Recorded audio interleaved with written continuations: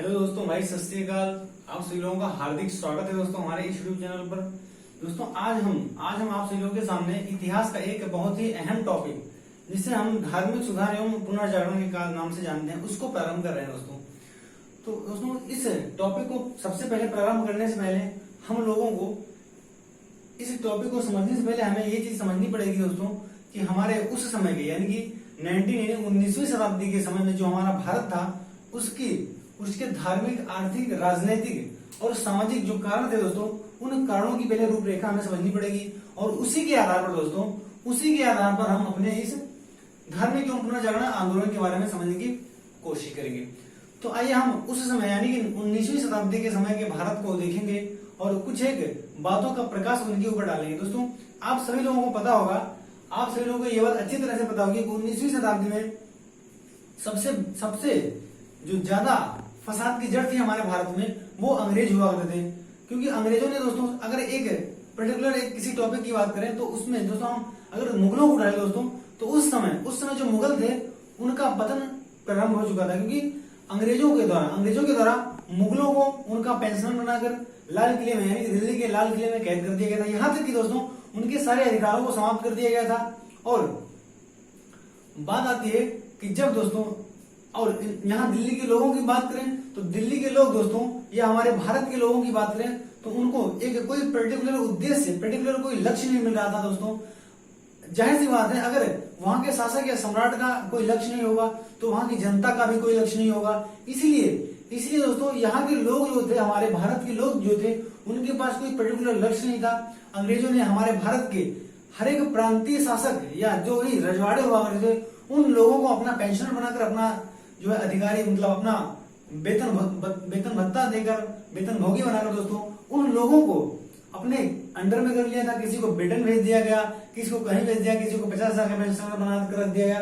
तो इन सब कारणों से हमारा देश जो है दोस्तों 19वीं के दशक में दोस्तों हमारा जो देश भारत था वो आर्थिक विभिन्नताओं से पूरी तरह से घिर गया था दोस्तों। जब हमारा देश आर्थिक विभिन्नताओं से घिर चुका था तो उस समय जब वहां के लोगों के पास आर्थिक मंदी आ गई, तो उस मंदी के तहत दोस्तों लोगों के पास क्या था कि अब लोग उल्टे पुल्टे काम करना प्रारंभ कर दिए। वहां पर अनेक सामाजिक कुरीतियां व्याप्त हो गई, अनेक प्रथाएं चालू हो गई, ऐसी उल्टी पुल्टी प्रथाएं चालू हो गई दोस्तों।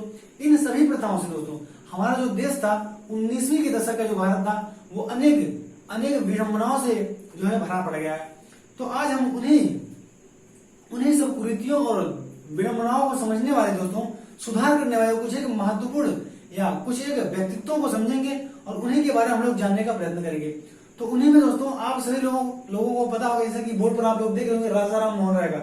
हमारे भारत में ऐसे तमाम धार्मिक सुधार एवं आंदोलन करता हुए हैं या व्यक्तित्व हुए दोस्तों, जिन्होंने हमारे भारत के लिए बहुत से ऐसे धार्मिक सुधार एवं आंदोलन किए हैं। उन्हीं में से कुछ एक की बात अगर हम लोग तो सबसे पहले राजा राम मोहन राय की बात आती है। और सेकंड नंबर की हम लोग बात करें तो केशव चंद्र विद्यासागर, स्वामी दयानंद सरस्वती और स्वामी विवेकानंद, ऐसे महान विभूतियां हमारे भारत में हुई हैं जिनकी चर्चाएं पूरे विश्व में आज भी देखने को मिलती हैं। तो उन्हीं के बारे में कुछ एक बातें डिस्कस करेंगे दोस्तों। सबसे पहले हम लोग बात करेंगे राजा राम मोहन राय की। दोस्तों आप सभी लोगों को पता होगा कि राजा राम मोहन राय का जन्म 1774 में दोस्तों, राजा राम मोहन राय का जन्म 1774 ईस्वी में बंगाल में हुआ था दोस्तों। और वहां पर ये बंगाल में ही दोस्तों इन्होंने आंदोलन प्रारंभ किया था। क्योंकि दोस्तों ये बहुत ही कुशाग्र और प्रवीण बुद्धि के थे, इसीलिए दोस्तों इन्होंने आगे चलकर हमारे भारत के लिए बहुत सारे धार्मिक सुधार एवं आंदोलन किए। और दोस्तों इतिहासकारों का ऐसा मानना है कि ये जो राजा राम मोहन राय थे, ये एकेश्वरवाद के दोस्तों यानी कि मूर्ति पूजा और बहु ईश्वरवाद के पूर्णतः विरोधी थे। इसीलिए दोस्तों 1803 में दोस्तों इनके पिता के द्वारा इनकी मतभेद हो गया और इनकी उनसे लड़ाई हो गई। इसलिए दोस्तों इनके पिता की इनसे बनती नहीं थी दोस्तों। और हम लोग अगर बात करें तो राजा राम मोहन राय को हमारे नव भारत का अग्रदूत कहा जाता है। हमारे भारत का या आधुनिक भारत का अग्रदूत हम लोग राजा राम मोहन राय को कहते हैं। और अगर हम लोग अगले पॉइंट की बात करें तो आधुनिक भारत का पिता, अगर आपसे क्वेश्चन ये भी आ जाए कि हमारे आधुनिक भारत का जो पिता है वो किसे कहा जाता है, तो राजा राम मोहन राय जी को हमारे आधुनिक भारत का पिता कहा जाता है। अगले पॉइंट की बात करें तो नव प्रभात का तारा, ये उपलब्धियां इन्होंने हासिल की है दोस्तों। नव प्रभात का तारा हमारे राजा राम मोहन राय को कहा जाता है दोस्तों। इन्होंने बहुत सारी ऐसी भाषाएं, बहुत सारे ऐसे धार्मिक ग्रंथों का अध्ययन किया है। ये बहुत भाषी थे दोस्तों, इन्होंने बहुत सी भाषाओं का ज्ञानार्जन किया। जैसे अगर हम लोग उदाहरण की बात करें तो अरबी हुआ, फारसी हुआ, हिंदी हुआ, उर्दू हुआ, तमिल, मलयालम। दोस्तों इन्होंने संस्कृत अनेक भाषाओं का ज्ञानार्जन किया। दोस्तों ये अनेक भाषाओं में प्रवीण थे दोस्तों, इसीलिए दोस्तों इन्होंने एक पुस्तक लिखी दोस्तों, एक पुस्तक प्रकाशित की, तोहफत उल इस्लाम। दोस्तों तोहफत उल इस्लाम एक पुस्तक का प्रकाशन किया और इस पुस्तक का प्रकाशन दोस्तों इन्होंने फारसी भाषा में किया था। फारसी भाषा में इस पुस्तक का जो है दोस्तों इन्होंने प्रकाशन किया और इस पुस्तक में दोस्तों, इस पुस्तक में इन्होंने एकेश्वरवाद को बताया। दोस्तों इन्होंने बताया है कि हर एक धर्म के लिए, चाहे वो कोई भी धर्म हो, हिंदू हो, मुस्लिम हो, सिख हो, ईसाई हो, बाइबल, कोई भी धर्म हो दोस्तों, वो उन सभी में एक ही ईश्वर को बताया है इन्होंने। और इन्होंने उसमें उसी पुस्तक में तोहफत उल इस्लाम मस्जिद में दोस्तों इन्होंने मूर्ति पूजा का पूर्णतः विरोध किया है, यानी कि मूर्ति पूजा का प्रजोर विरोध किया है। इन्होंने मूर्ति पूजा का खंडन किया है। और सबसे बड़ी बात दोस्तों, 1815 से 16 ईस्वी में इन्होंने एक आत्मीय सभा की स्थापना की थी। आप सभी लोगों से अक्सर एग्जाम में पूछा जाता है कि आत्मीय सभा की स्थापना किसके द्वारा की गई थी, तो राजा राम मोहन राय के द्वारा 1815 से 16 ईस्वी में आत्मीय सभा की स्थापना की गई थी। और 1820 ईस्वी में इन्होंने प्रिसेप्ट ऑफ जीसस, दोस्तों प्रिसेप्ट ऑफ जीसस नामक एक पुस्तक लिखी थी। और इसी पुस्तक में दोस्तों इन्होंने बाइबल में व्याप्त कुछ कृतियों को इन लोगों के सामने रखा था, जिसके कारण दोस्तों इस पुस्तक का प्रकाशन करने में कुछ एक समस्याएं भी आई थी। लेकिन दोस्तों इंग्लैंड के एक व्यक्ति जॉन डिग्बी हुए, जो इनके अधिकांश बहुत ज्यादा सहयोगी थे, और इन्हीं की मदद से दोस्तों 1823 यानी कि 1823 में इस पुस्तक का प्रकाशन लंदन में किया गया था। अगर हम लोग बात करें तो राजा राम मोहन राय दोस्तों, राजा राम मोहन राय ने सबसे जो अहम सभा की स्थापना की थी दोस्तों, आप सभी लोग देख रहे होंगे ब्रह्म समाज। दोस्तों ये पहले इसे ब्रह्म सभा के नाम से इसकी स्थापना 20 अगस्त 1828 में दोस्तों 20 अगस्त 1828 में ब्रह्म सभा की स्थापना की थी, और बाद में ही इसका नाम बदलकर ब्रह्म समाज कर दिया गया था। अगर हम लोग अगले पॉइंट की बात करें तो राजा राम मोहन राय जी ने बाल विवाह और नारी शिक्षा पर बहुत जोर दिया। दोस्तों इन्होंने बाल विवाह को रोकने का बहुत प्रयत्न किया और पूर्णतः उसमें प्रतिबंध भी लगवा दिया। और नारी शिक्षा, नारी के अधिकारों के लिए इन्होंने बहुत सी लड़ाइयां लड़ी।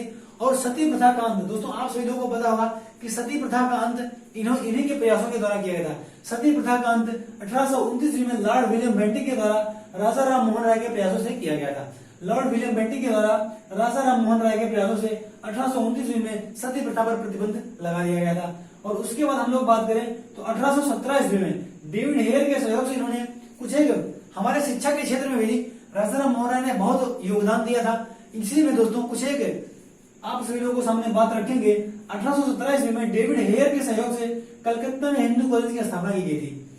और उसके बाद दूसरा जो विद्यालय था 1825 ईस्वी में वेदांता कॉलेज की स्थापना, 1825 ईस्वी में वेदांता कॉलेज की स्थापना भी इसी राजा राम मोहन राय के द्वारा की गई थी। और इन्होंने हमारे पत्रकारिता के क्षेत्र में बहुत अधिक योगदान दिया है। राजा राम मोहन राय के द्वारा पत्रकारिता के क्षेत्र में बहुत अधिक योगदान दिया गया है। उसे इसीलिए दोस्तों इन्हें पत्रकारिता का अग्रदूत कहा जाता है। भारत में जो पत्रकारिता का अग्रदूत है वो हमारे राजा राम मोहन राय को ही कहा जाता है। अगर हम लोग अगले पॉइंट की बात करें तो 1821 में बंगला भाषा में दोस्तों 1821 में बंगला भाषा में इन्होंने संवाद कौमुदी नामक अपनी पहली पत्रिका का प्रकाशन किया था। अपनी पहली पत्रिका का प्रकाशन 1821 में बंगला भाषा में संवाद कौमुदी नामक से किया था। और दोस्तों 1822 में एक दूसरी पत्रिका मिरात उल अखबार जो फारसी लैंग्वेज में यानी कि फारसी भाषा में किया गया था, इसका प्रकाशन 1822 में राजा राम मोहन राय के द्वारा किया। दोस्तों ये बहुत ही इंपॉर्टेंट है, ये मोस्ट इंपॉर्टेंट है दोस्तों। यहाँ से ये लगभग मिरातुल अखबार का जो है ये पॉइंट ये अक्सर एग्जाम में पूछा जा चुका है और अभी भी आगामी एग्जाम से पूछे जाने की जो बहुत चांसेस हैं इसके। तो आप इस पॉइंट को अच्छे से याद रखिएगा। 1822 में फारसी पत्रिका का मिरातुल अखबार का प्रकाशन राजा राम मोहन राय के द्वारा किया गया था। और इन्होंने एक इंग्लिश पत्रिका का भी प्रकाशन किया था जिसे ब्रह्मनिकल मैगनीज के नाम से जाना जाता है। ब्रह्मनिकल मैगनीज, जिसे ब्रह्मनिकल मैगनीज के नाम से जाना जाता है, इंग्लिश में थी ये पत्रिका, इसका भी प्रकाशन राजा राम मोहन राय के द्वारा किया गया था। और अगर हम लोग अगले पॉइंट की बात करें तो इन्होंने बांग्ला भाषा, जो बांग्लादेश की भाषा है बांग्ला भाषा, उसका दोस्तों उसके व्याकरण का संकलन हमारे राजा राम मोहन राय के द्वारा ही किया गया था। जो बांग्ला भाषा होती है दोस्तों, उसके व्याकरण का जो संकलन है दोस्तों, वो राजा राम मोहन राय के द्वारा ही किया गया था। अगर हम लोग बात करें तो राजा राम मोहन राय को राजा की उपाधि, राजा राम मोहन राय को जो राजा की उपाधि है वो 1830 में यानी 1830 ईस्वी में अकबर द्वितीय के द्वारा दी गई थी। अकबर द्वितीय के द्वारा 1830 ईस्वी में राजा राम मोहन राय को राजा की उपाधि दी गई थी। और आप सभी लोगों को बता दें कि 1833 ईस्वी में 1833 ईस्वी में राजा राम मोहन राय की मृत्यु इंग्लैंड के ब्रिस्टल शहर में हुई थी। इंग्लैंड के ब्रिस्टल शहर में राजा राम मोहन राय की मृत्यु हो गई थी। और दोस्तों अंग्रेज जाने वाले समुद्री मार्ग से दोस्तों इसी अकबर द्वितीय के द्वारा इन्हें अंग्रेज भेजा गया था। और अंग्रेज जाने वाले ये एकमात्र भारतीय थे या पहले भारतीय थे दोस्तों जिन्होंने समुद्री मार्ग के द्वारा विदेश की यात्रा की थी। अगर आपसे पूछ लिया क्वेश्चन कि विदेशी यात्रा करने वाले एकमात्र भारतीय जिन्होंने समुद्री मार्ग से विदेश की यात्रा की थी, तो वो आपके बोलेंगे राजा राम मोहन राय। और राजा राम मोहन राय ने हमारे भारतीयों की मांग रखने के लिए इंग्लैंड से मतलब इंडिया से इंग्लैंड की यात्रा की थी, जो भी समुद्री मार्ग से की थी। तो दोस्तों ये रहा हमारे राजा राम मोहन राय से कुछ जुड़े तथ्य। और आई होप आप सभी लोगों को ये अच्छी तरह से समझ में आया होगा। अगर वीडियो पसंद आया तो वीडियो को लाइक कर देना, शेयर कर देना और हमारे चैनल को सब्सक्राइब कर देना दोस्तों। तभी तो आप सभी लोगों को और आप सभी लोग पास में लिखी बेल आइकन को भी प्रेस कर देना, तभी तो आप सभी लोगों को पता चलेगा कि हम आप सभी लोग रोज कितने वीडियो और किस प्रकार से वीडियो अपलोड करते हैं दोस्तों। आई होप आप सभी लोगों को ये वीडियो पसंद आया होगा। वीडियो देखने के लिए आपका बहुत बहुत धन्यवाद। आपका दिन शुभ हो।